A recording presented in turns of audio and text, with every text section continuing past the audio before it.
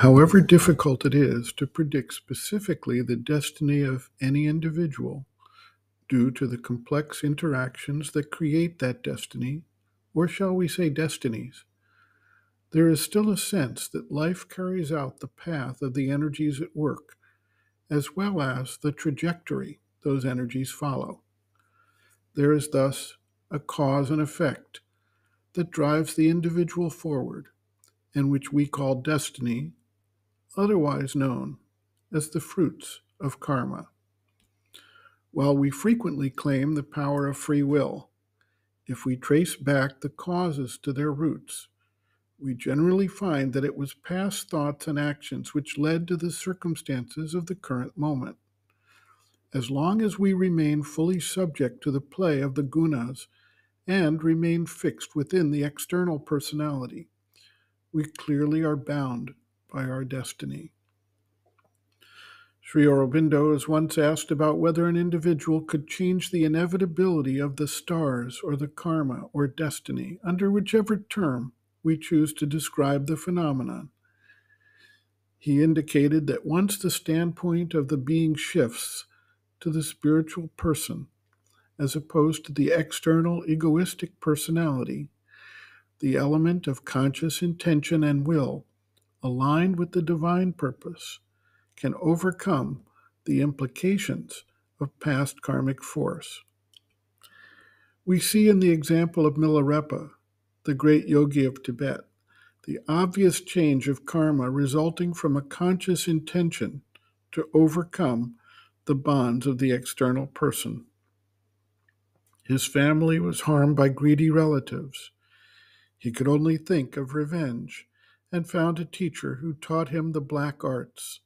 He practiced sorcery to destroy the village where his relatives exercised their wealth and power.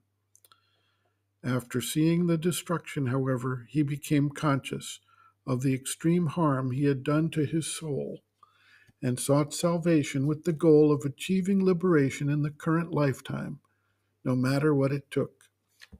His conscious intention brought him to a guru who helped him to overcome the karmic burden of his past deeds and opened the way for his spiritual liberation and full freedom. There are creditable stories of individuals who had a spiritual realization at a certain point in their lives, which changed their entire direction and focus and took them in totally unanticipated directions, contrary to the pressures of parents, friends, family, and even their own thoughts, dreams, and wishes. In the book Called to Heal, a story is recounted of an individual who tried to follow a socially desirable career and path of development, despite urgings from her deeper self that she felt of being a healer. The more she tried to deny this calling, the more trouble landed on her, including a variety of health problems and other obstacles. Finally, when she accepted this direction in her life, and the new destiny opened before her to lead her to joy and fulfillment in this unexpected path of life.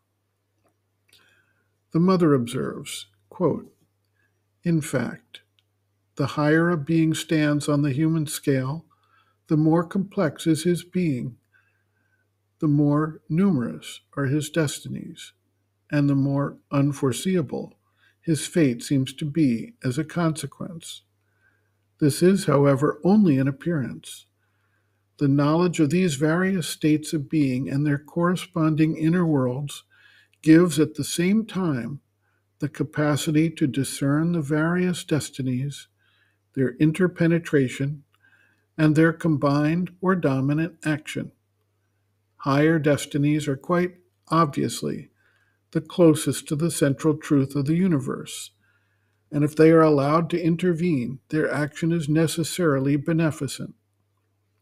The art of living would then consist in maintaining oneself in one's highest state of consciousness, and thus allowing one's highest destiny to dominate the others in life and action. So one can say without any fear of making a mistake, be always at the summit of your consciousness, and the best will always happen to you. But that is a maximum which is not easy to reach. If this ideal condition turns out to be unrealizable, the individual can, at least, when he is confronted by a danger or a critical situation, call upon his highest destiny by aspiration, prayer, and trustful surrender to the divine will. Then, in proportion to the sincerity of his call, this higher destiny intervenes favorably in the normal destiny of the being and changes the course of events insofar as they concern him personally. It is events of this kind that appear to the outer consciousness as miracles, as divine interventions. End quote.